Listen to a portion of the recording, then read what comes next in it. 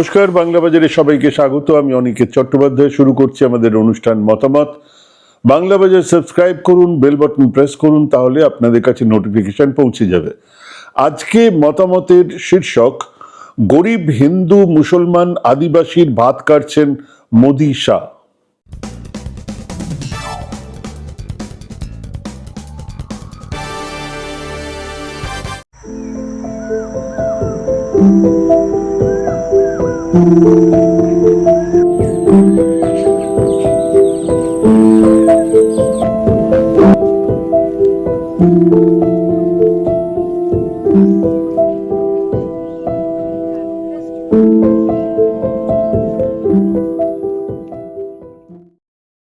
ভারতের গ্রামীণ অর্থনীতির ইতিহাসে মহাত্মা গান্ধী জাতীয় গ্রামীণ কর্মসংস্থান গ্যারান্টি আইন বা মনরেগা, এটা ছিল একটা বিপ্লবের নাম। হ্যাঁ, একটুও বাড়িয়ে বলছি না, সত্যি সব অর্থে এটা ছিল এক বিপ্লব, এক এমন প্রকল্প যা পৃথিবীর প্রত্যেক দেশে এক গবেষণার বস্তু হয়ে দাঁড়িয়েছে।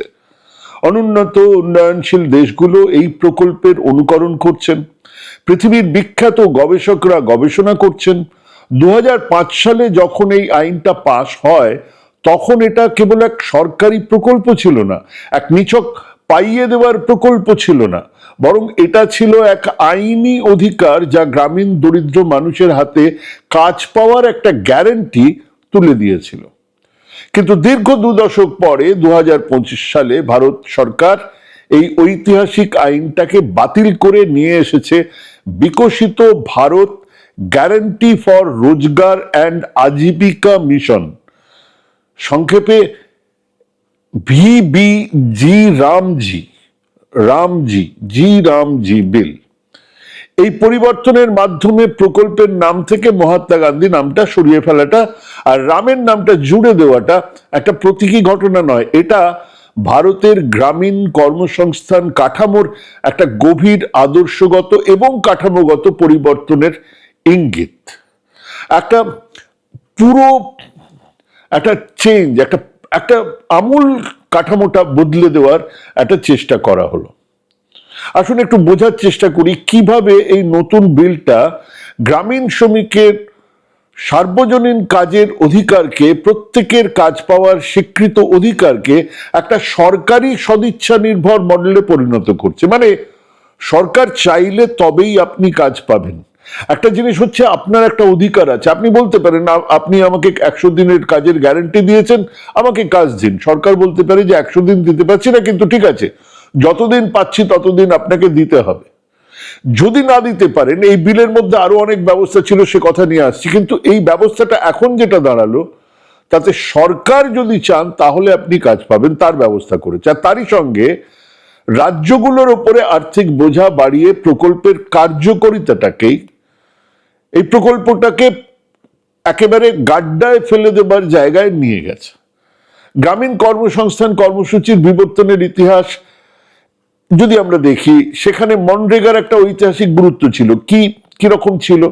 ভারতের গ্রামীণ কর্মসংস্থান কর্মসূচির যাত্রা শুরু হয়েছিল 1960-এর দশকে রুরাল ম্যান পাওয়ার প্রোগ্রাম দিয়ে। সেখানে সরকার কিছু অঞ্চলে, একটা অঞ্চলকে আগে ঠিক করতো এবং সেখানকার খরা পীড়িত অঞ্চল বা খুব দরিদ্র অঞ্চল, সেখানে কিছু লোককে দিয়ে একটা রাস্তা করানো, কিছু লোককে দিয়ে একটা কুয়ো খোঁড়ানো এবং তাদেরকে দিয়ে কাজটা করিয়ে তাদেরকে পয়সা, এটা রুরাল ম্যান পাওয়ার প্রোগ্রাম হিসেবে ছিল। 70-এর দশকে crash scheme for rural employment, একই ধরনের কাজ বিভিন্ন জায়গায় করা হতে শুরু করলো।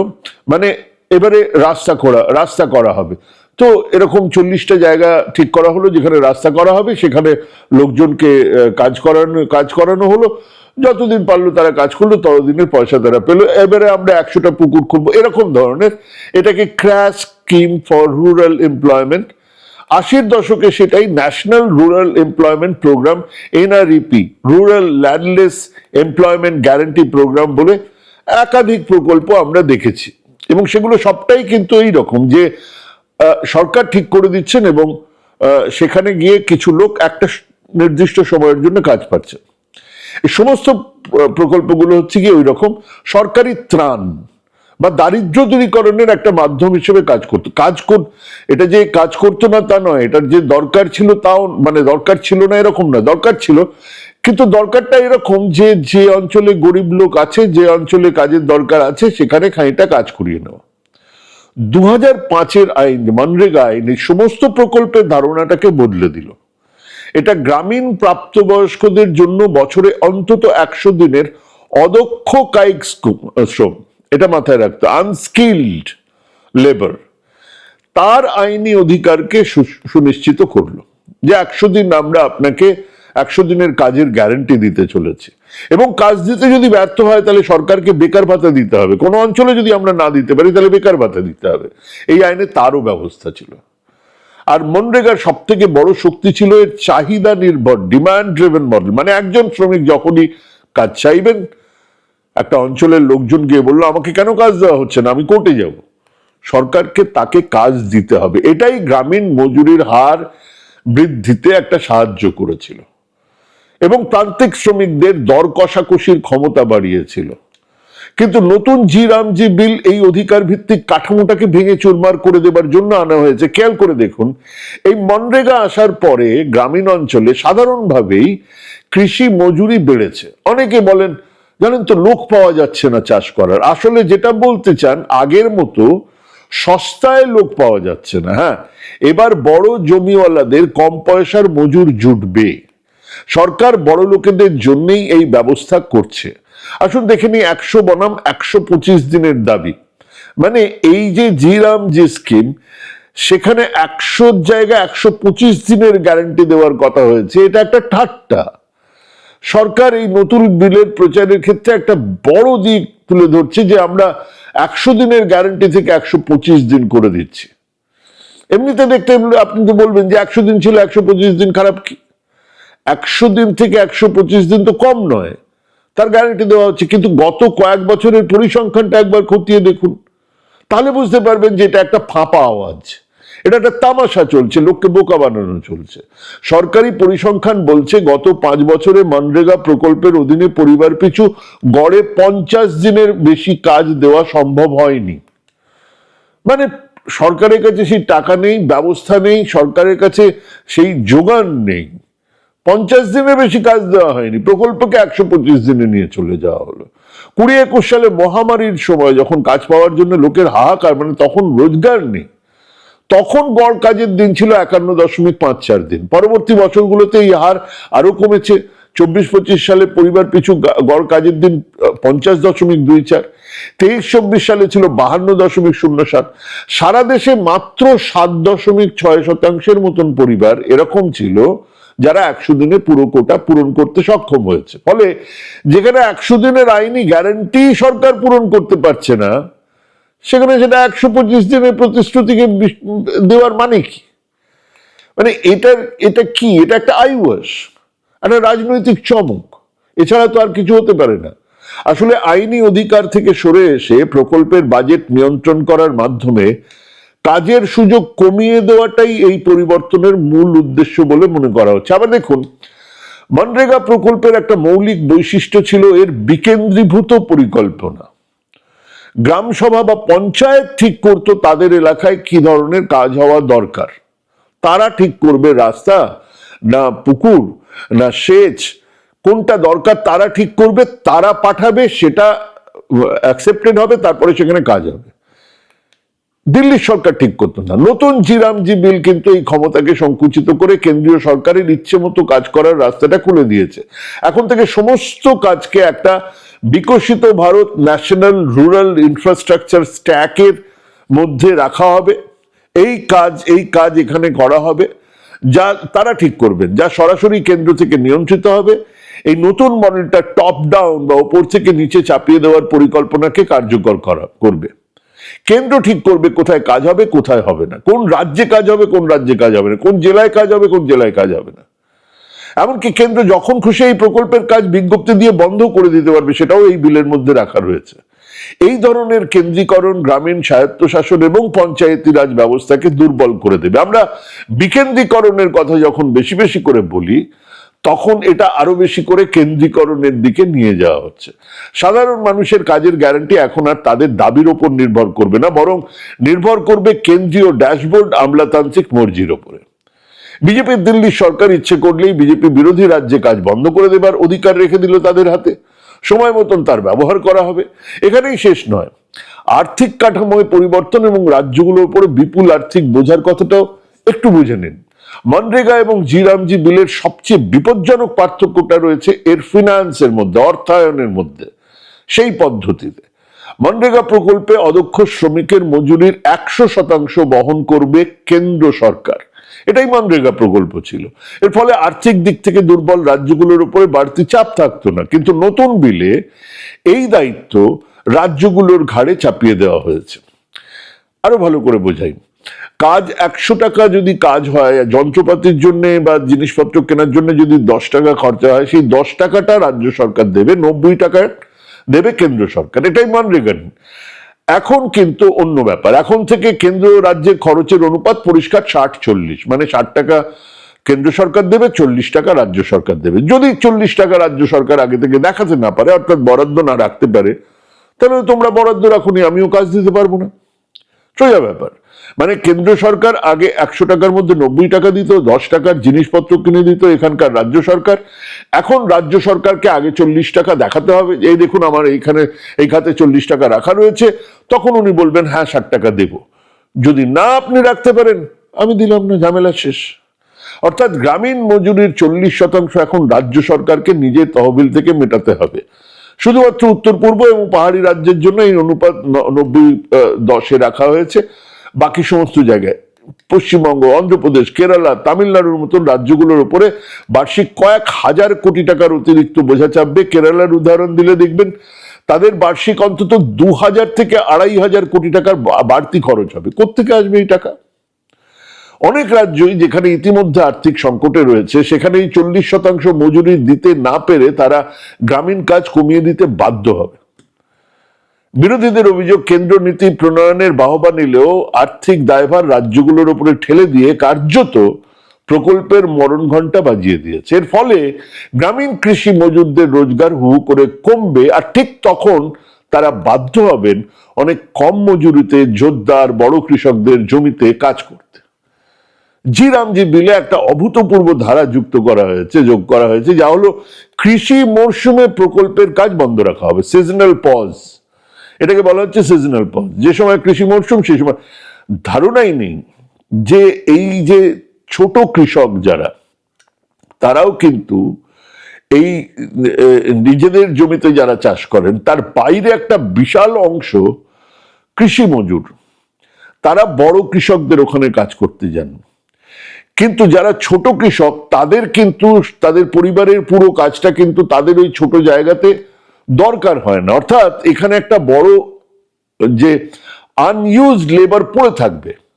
এখানে বলা হচ্ছে যে যে সময় কৃষি মরশুমের প্রকল্প, এগুলো মাথায় এসছে হচ্ছে গিয়ে ওই পাঞ্জাব দেখে বা ওই হরিয়ানা দেখে, বড় বড় জোট দেখে এটা মাথায় এসছে। যে সময় ওটা হয়েছে সেই সময় প্রকল্পের কাজ বন্ধ রাখো, তাহলে ওখানে কম পয়সার মজুররা গিয়ে জড়ো হয়ে যাবে। আবার ওখানকার কাজ শেষ হয়ে গেলে তাদেরকে ফিরে তাদেরকে কাজ করানো হবে, এরকম একটা ব্যবস্থা করা হচ্ছে।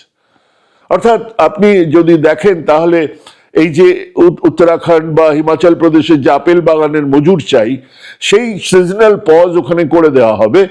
সেখানে তারা কাজ করতে যাবেন, কম পয়সার মজুর হিসেবে তারা সেখানে কাজ করতে যাবেন, ওখানে শেষ হয়ে যাবে। কারণ ওখানে তো সিজনাল পজ, এখন তো কাজ দেওয়া হচ্ছে না। তাহলে ওই লোকগুলো যারা কেবলমাত্র জমিতে কাজ করে খায়, তারা কি করবে? তারা ওখানে গিয়ে কাজ করবেন, এবারে কম পয়সায় কাজ করবেন, কারণ তাদের তো এখানে থাকলে 1 পয়সাও রোজগার হবে না। এবার তারা যখন ফিরে আসবেন, বলা হচ্ছে তাদেরকে টাকা দেওয়া হবে, মানে তাদেরকে আবার কাজ দেওয়া হবে। বিলের 6 নম্বর ধারা অনুযায়ী রাজ্য সরকারের বছরে সর্বোচ্চ 60 দিন এমন সময় ঘোষণা করতে পারবে যখন প্রকল্পের কোনো কাজ চলবে না। ঘোষণা করে দিতে হবে যে এই সময় প্রকল্পের কোনো কাজ হবে না। সরকারের যুক্তি হলো, ধান বোনা কাটার সময় যখন চাষের কাজে শ্রমিকের প্রয়োজন হয়, তখন এই প্রকল্পের কাজ বন্ধ থাকলে কৃষকরা সহজে শ্রমিক পাবেন, মানে গ্রামীণ মজুরি খুব বেশি বাড়বে না। কিন্তু এই সিদ্ধান্তটা সরাসরি ভূমিহীন ক্ষেত মজুর এবং প্রান্তিক শ্রমিকদের স্বার্থ বিরোধী। মনরেগা তাদের জন্য ছিল এমন এক বিকল্প যা বড় জোরদার বা জমিদারদের কাছে মজুরি নিয়ে দর কষাকষির শক্তি যোগাত। এখন যদি সরকার নির্দিষ্ট সময় কাজ বন্ধ করার আইন করে, তাহলে শ্রমিকরা নিরুপায় হয়ে কম মজুরিতে ব্যক্তিগত জমিতে কাজ করতে বাধ্য হবে। এটা গ্রামীণ ভারতে এক ধরনের বাধ্যতামূলক শ্রমের পরিবেশ তৈরি করতে পারে এবং শ্রমিকদের আয়ের সুযোগ কমিয়ে দেবে। দুভাবেই হবে, ছোট জমির মালিকেরাও মুশকিলে পড়বেন, আবার একেবারে যারা ভূমিহীন কৃষক তারাও মুশকিলে পড়বেন। মূলত কৃষি মালিকদের স্বার্থে শ্রমিকদের অধিকার কেড়ে নেওয়াটাই এই নতুন বিলের লক্ষ্য। এবারে আসুন দেখা যাক মজুরি বনাম মুদ্রাস্ফীতির ব্যাপারটা কোথায় গিয়ে দাঁড়িয়ে আছে। গ্রামীণ শ্রমিকের আয়ের সংকটের ছবিতে দেখা যাচ্ছে গত এক দশকে গ্রামীণ মজুরি নমিনাল বাড়লেও যদি মুদ্রাস্ফীতিকে সেখানে তুলনা করা যায়, যে মুদ্রাস্ফীতি যতটা হয়েছে তার তুলনায়, তাহলে কিন্তু পিছিয়ে রয়েছে। অর্থাৎ বাস্তব মজুরি বাড়েনি, রিয়েল ওয়েজ বাড়েনি বললে চলে। 2015-16 থেকে 2023-24 সাল পর্যন্ত গ্রামীণ মজুরির বৃদ্ধির হার অনেক বছরে গ্রামীণ মুদ্রাস্ফীতির হারের চেয়ে কম ছিল। মনরেগা প্রকল্পের কাজ গ্রামীণ বাজারে একটা ন্যূনতম মজুরির সীমা, একটা ওয়েজ ফ্লোর তৈরি করে দিত। অর্থাৎ গ্রামীণ মনরেগা প্রকল্পে এত টাকা পাচ্ছে, অর্থাৎ তার কাছে একটা টাকা আছে, সে তাকে কাজ করতে বললে সে তখন দরদাম করার একটা জায়গা পেত, যে আমি তো ওইখানে এই টাকা পাবো। কিন্তু নতুন বিলে কাজের সময় নির্ধারণ এবং কৃষি মৌসুমে কাজ বন্ধ রাখার ফলে মজুরের ওপরে নিম্নমুখী একটা চাপ তৈরি হবে। আর নতুন বিলে দৈনিক কাজের সময় 8 থেকে বাড়িয়ে 12 ঘন্টা করার একটা সংস্থান রাখা হয়েছে। এখানে ইফ বাট অনেক কিছু জুড়ে টুড়ে রাখা হয়েছে, কিন্তু রাখা হয়েছে। অর্থাৎ যদি কেউ চায়, যদি কোনো সরকার চায়, তাহলে সেটাকে 12 ঘন্টা কাজ করতে তাকে বাধ্য করা হবে, যা সরাসরি শ্রম আইনের পরিপন্থী এবং শ্রমিকদের শারীরিক মানসিক স্বাস্থ্যের জন্য। এতদিন ধরে আমরা তো এই কথাই বলে এসেছি, 8 ঘন্টা কাজ, 8 ঘন্টা রেস্ট, 8 ঘন্টা তার নিজের জন্য রাখা। তো এর ফলে কম আয়ে অনেক বেশি পরিশ্রম করতে তারা বাধ্য হবেন। নতুন বিলের স্বচ্ছতা এবং দুর্নীতির দোহাই দিয়ে আর একটা জিনিস করা হয়েছে যেটা সাংঘাতিক। প্রযুক্তির উপর একটা চরম নির্ভরতা দেখানো হয়েছে। বাধ্যতামূলক বায়োমেট্রিক হাজিরা, কৃত্রিম এআই দিয়ে গোটা ব্যাপারটাকে নজরদারি আর রিয়েল টাইম ড্যাশবোর্ডের মতন বিষয়গুলো আইনিভাবে বাধ্যতামূলক করা হয়েছে। অসুবিধাটা কোথায়? ভারতের গ্রামীণ এলাকার ইন্টারনেট সংযোগ এবং যান্ত্রিক ত্রুটির কথা মাথায় রাখলে এই প্রযুক্তিগুলো স্বচ্ছতার চেয়ে বঞ্চনার হাতিয়ার হয়ে উঠতে সময় নেবে না। আজকে কেবলমাত্র এই এসআইআর এর সময় আমরা বুঝতে পারছি বহু বিএলও তাদের মানে আপলোড না করতে পেরে, তারা যখন পেরেছেন, যেখানে পেয়েছেন একটা ভালো সময় যেখানে করা যাবে, আপলোড হচ্ছে, স্পিড পেয়েছেন, যা খুশি আপলোড করে দিয়েছেন, ফাঁকা আপলোড করে ছেড়ে দিয়েছেন। এখন বোঝা যাচ্ছে সেটা মনরেগার ক্ষেত্রে সারা বছর ধরে এই ব্যাপারটা চলবে। তার কারণ হচ্ছে যখন কাজ হবে তখন এই কাজটা হবে রাস্তায়, সেখানে তাকে বায়োমেট্রিক তাকে দেখা হবে, তাকে বায়োমেট্রিক প্রেজেন্স তাকে দিতে হবে, সেখানে ওই এআই ড্যাশবোর্ড কাজ করবে। অর্থাৎ সেইখানে ইন্টারনেট না থাকলে বোঝাই যাবে না যে তারা কাজ করছেন কিনা। অর্থাৎ সেদিন যে কাজ হলো সেটা আদৌ রেজিস্টার করা হবে না। ইতিমধ্যেই মনরেগা প্রকল্পে আধার ভিত্তিক যে পেমেন্ট সিস্টেম এবিপিএস চালু হওয়ার ফলে পশ্চিমবঙ্গের মতন অনেক রাজ্যে লক্ষ লক্ষ শ্রমিক বিপাকে পড়েছেন, টাকাই পাচ্ছেন না। অনেক সময় দেখা যাচ্ছে শ্রমিকদের হাতে ছাপ মিলছে না, নেটওয়ার্কের কারণে হাজিরা নথিভুক্ত হচ্ছে না, কাজ করেও পারিশ্রমিক পাচ্ছে না। নতুন বিলে আরো প্রযুক্তিগত জটিলতাকে আরো বাড়িয়ে দেওয়া হয়েছে, যা দরিদ্র এবং প্রযুক্তিগতভাবে পিছিয়ে থাকা শ্রমিকদের প্রকল্পের বাইরে ঠেলে দেবে। এবং কেবল বিলের বা প্রকল্পের ব্যবস্থাতেই তো পরিবর্তন আনা হয়নি, নামেও আনা হয়েছে সেই পরিবর্তন। প্রকল্পের নাম থেকে মহাত্মা গান্ধীর নাম কেটে রামজি জুড়ে দেওয়া নিয়ে সারা দেশ জুড়ে একটা বিতর্ক সৃষ্টি করা হচ্ছে।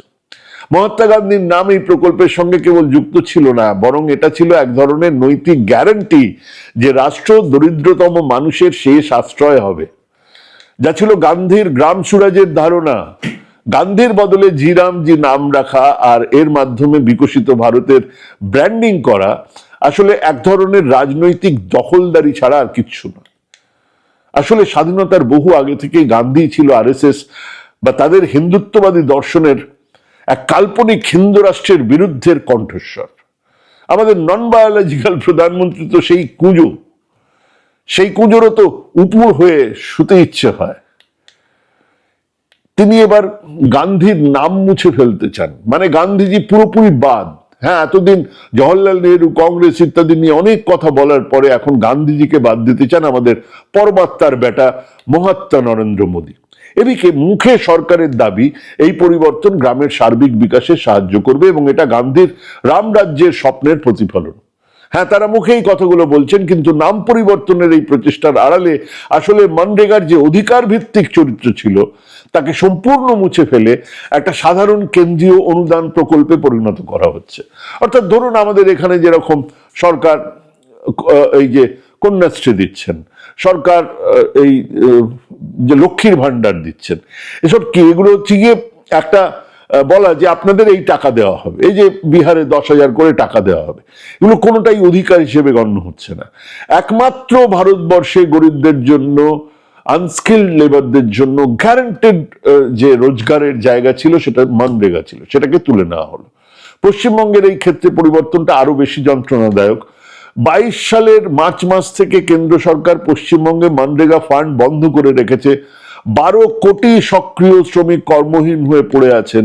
এই প্রেক্ষাপটে মমতা বন্দ্যোপাধ্যায় একটা ঘোষণা করেছেন যে কেন্দ্র টাকা না দিলে রাজ্য তার নিজের কর্মশ্রী প্রকল্পের মাধ্যমে শ্রমিকদের 100 দিনের কাজ দেওয়ার চেষ্টা করবে এবং এই প্রকল্পের নাম দেওয়া হবে মহাত্মা গান্ধীর নামে। এটা ঘোষণা করেছেন। আমি জানি না একটা রাজ্যের পক্ষে এই টাকা দেওয়া সম্ভব কিনা, টানা সম্ভব কিনা। নতুন বিলে মজুরির 40% টাকা রাজ্যের দেওয়ার যে নিয়ম রাখা হয়েছে তা পশ্চিমবঙ্গের মতো আর্থিক চাপে থাকা রাজ্যের জন্য বিরাট বড় বাধা হয়ে দাঁড়াবে। এর ফলে একদিকে যেমন কেন্দ্রের নিয়ন্ত্রণ বাড়ছে, অন্যদিকে রাজ্যগুলোর আর্থিক দায় বাড়ছে। এটা কার্যত কেন্দ্র রাজ্য সম্পর্কের ভারসাম্যকে নষ্ট করবে এবং গ্রামীণ কর্মসংস্থানের তাকে রাজনৈতিক দাবার ঘুঁটিতে পরিণত করবে। জি রামজি বিল ভারতের গ্রামীণ উন্নয়ন নীতির একটা বড় ধরনের পরিবর্তন। এটা কর্মসংস্থানকে শ্রমিকের অধিকার থেকে সরিয়ে সরকারের দায় বা সদিচ্ছার পর্যায়ে নিয়ে যাচ্ছে। 125 দিনের কাজের প্রতিশ্রুতি দেওয়া হলেও মজুরির বোঝা রাজ্যের উপরে চাপানো হচ্ছে। কৃষি মরশুমে বাড়তি কাজ বন্ধ রাখা হচ্ছে এবং কেন্দ্রীভূত নিয়ন্ত্রণের ফলে আসলে গ্রামীণ দরিদ্র মানুষের আয়ের পথ আরো সংকুচিত হবে। প্রকল্পের নাম থেকে গান্ধীর নাম সরিয়ে ফেলা এবং কাজের গ্যারান্টিকে প্রযুক্তিগত আর্থিক জটিলতায় আবদ্ধ করা আসলে গ্রামীণ ভারতকে এক নতুন সংকটের দিকে ঠেলে দেওয়া হবে, যেখানে গ্রামীণ মজুরি মুদ্রাস্ফীতির সঙ্গে পাল্লা দিতে পারছে না। সেখানে কর্মসংস্থানের একটা গ্যারান্টিকে দুর্বল করার মানেই হলো গ্রামীণ দারিদ্র্য এবং বৈষম্যকে আরো বাড়িয়ে তোলা। বিকশিত ভারতের লক্ষ্য কেবল পাকা রাস্তা বা স্ট্যাক তৈরি করার মধ্যে সীমাবদ্ধ থাকা উচিত নয়। তা তখনই সফল হবে যখন প্রতিটা শ্রমিকের হাতে কাজ আর আয়ের সুনিশ্চিত অধিকার থাকবে। জি রামজি বিল যদি সত্যিই গ্রামীণ মানুষদের উপকার করতে চায় তবে তাকে একটা আইনি অধিকার হিসেবে টিকিয়ে রাখতে হবে। কেবল নাম পরিবর্তন, গান্ধীর বদলে রামজি করুন, শ্যামজি করুন, মোদিজি করুন, কোনো আপত্তি নেই, কিন্তু এটা কৃষি শ্রমিকদের আইনি অধিকার হিসেবে রাখতে হবে। আর সেটা যদি না রাখা হয়, তাহলে কাজের অধিকার যদি কেড়ে নেওয়া হয়, তাহলে ভারতের গ্রামীণ অর্থনীতির জন্য সেটা চরম বিপর্যয় ডেকে আনবে। যে লক্ষ কোটি মানুষ এক বৈপ্লবিক পদক্ষেপের ফলে সবচেয়ে কঠিন সময়ে দুমুঠো অন্নের সংস্থান করার গ্যারান্টি পেয়েছিল, আজ সেই প্রকল্পকে ধ্বংস করে মোদি শাহ দেশের দরিদ্র হিন্দু, মুসলমান, আদিবাসীদের পেটের ভাত কেড়ে নিতে চান। এটাই আসল কথা। বটম লাইন হলো, মনরেগা তুলে দিয়ে গোটা ভারতবর্ষে বড় কৃষকদের মজুরি যোগান দেওয়া একটা বড় কাজ তারা সেরে ফেললেন। বড় কথা হলো, এর ফলে শ্রমিকদের কাছে যে গ্যারান্টি দেওয়া হয়েছিল তোমাকে এই টাকা এই কাজ দেব আমরা, সেইটা কেড়ে নেওয়া হলো। বড় কথা হলো, রাজ্যের ওপরে আরো আলাদা করে আর্থিক বোঝা চাপানো হলো, যাতে রাজ্যগুলো আরো কেন্দ্র সরকারের দিকে তাকিয়ে থাকতে বাধ্য হয়। ভাবতে থাকুন, ভাবা প্র্যাকটিস করুন। ভালো থাকবেন, সুস্থ থাকবেন। আজকে এখানেই শেষ করছি। নমস্কার।